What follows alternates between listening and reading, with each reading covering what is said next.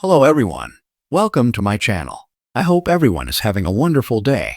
Before starting the video, please go ahead and hit the subscribe button and give this video a like up. General Hospital recaps for Monday, October reveal Britt Westbourne was questioned, Jocelyn Jacks returned and Veronica Ronnie Bard inherited the Quartermaines mansion.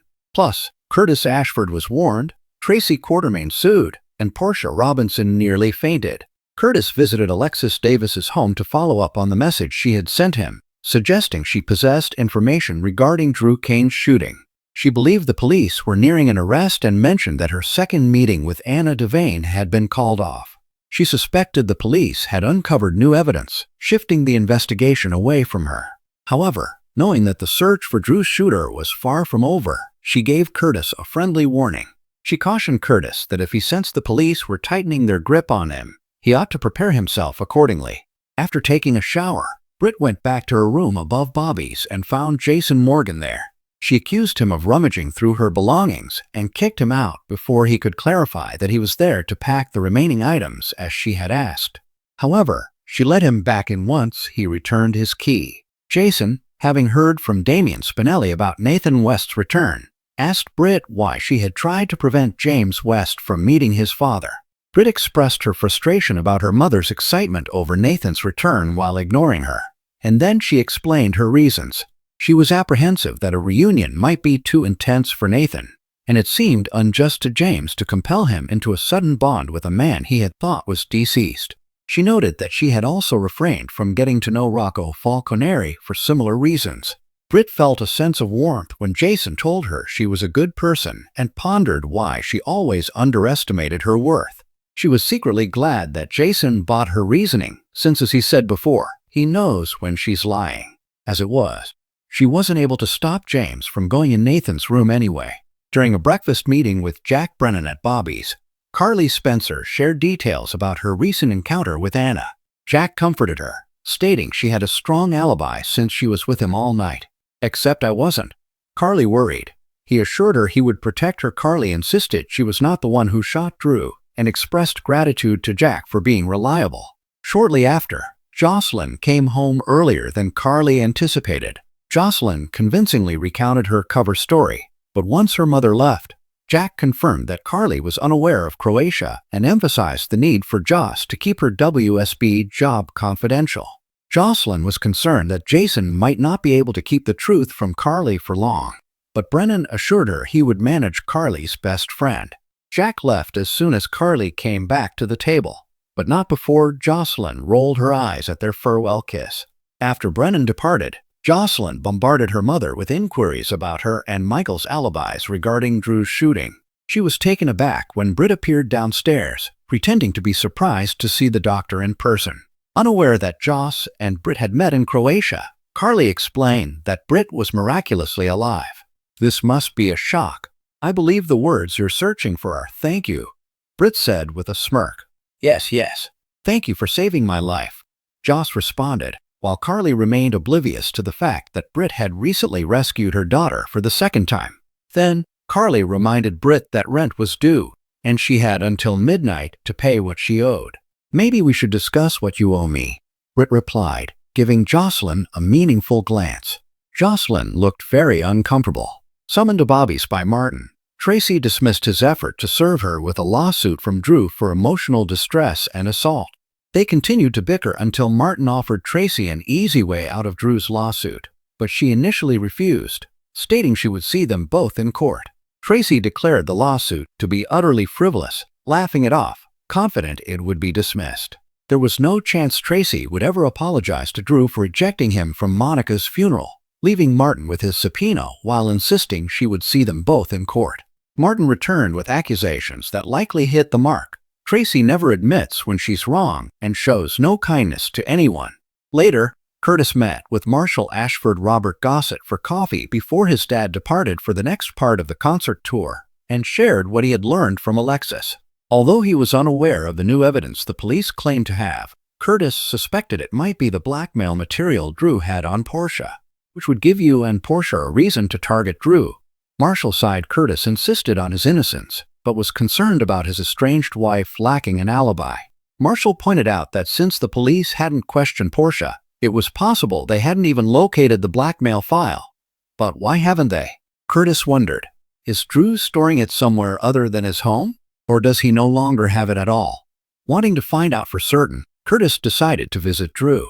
At the hub, Portia inquired of Elizabeth Baldwin Rebecca Herbst whether a day with reduced patient processing time was Britt's first day back at work. The head nurse sarcastically replied that it had only been Britt's first half-day back. Meanwhile, in Drew's room, Isaiah Gannon Sawandi Wilson was examining the congressman, who criticized Dr. Gannon for his unimpressive bedside manner.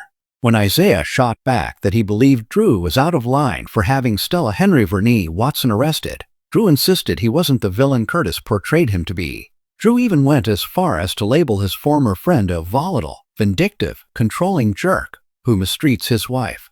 Isaiah asks Portia for another chance at them. After parting ways with Drew, Isaiah made his way to Portia's office to let her know that he had reconsidered and wanted to explore a relationship with them. Portia responded by explaining that although her marriage was finished, she and Curtis had not yet made any formal plans to divorce, which meant she was not in search of anything serious.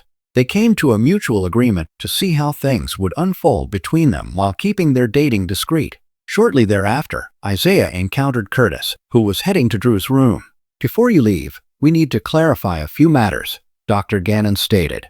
In the meantime, Martin informed Drew that Tracy was unwilling to accept a settlement or offer an apology, and that he was also excluded from Monica's will. Furious at the family that had cast him aside, Drew exclaimed that he had hoped for a reconciliation with Monica, but now he felt he had nothing to lose regarding the Quartermaines. Back in Portia's office, she and Liz examined Britt's work log, and the chief of staff decided to talk to Ems Westbourne when she arrived at work. As Portia approached her office door, she started to feel lightheaded and placed her hand against the wall for support. Elizabeth quickly got her a chair to sit down in. As the Quartermaines assembled for the reading of Monica's will, Olivia Quartermaine Lisa Lo Cicero expressed her wish for a pizza oven to Michael Corinthos Rory Gibson, whom she believed would inherit the house. Michael approved her request to have one set up in time for Thanksgiving so the family could create their own pizzas this year. When Ronnie arrived, Ned Quartermaine Wally Kurth, Olivia, Michael, and Brooke Lynn Quartermaine Chase Amanda Seton were surprised to discover that Monica had a sister she had never mentioned. Olivia found it odd that Ronnie was present for the will reading but had not attended the memorial the previous day. Ronnie clarified that she had actually been at the family crypt before Tracy had her removed from the property, but she had been invited by Miller and Davis to join the will reading. While waiting for Alexis, the family got to know Ronnie, and she revealed that Monica had written to her about all of them when Tracy returned home. She attempted to remove the intruder. Alexis showed up while the women were arguing and confirmed that she had invited Monica's sister to the reading. In her will, Monica established trust funds for Jake Weber Hudson West, Danny Morgan Asher Antonizin, Emily Scout Quartermaine Cassette Abinanti, also Wiley Corinthos Viren Weaver, Amelia Corinthos Serenity, and Sequoia Mork Mako, and any future grandchildren or great-grandchildren. Olivia leaned into Michael and said, Daisy Corinthos Brendan and Evelyn Bimford should definitely have a trust fund. Brooke Lynn received her pearl necklace. Ned got her classic vinyl collection, and Olivia was given her gourmet cookware. Ronnie was gifted one of Monica's most treasured items, a locket with a picture of them as kids before they were separated.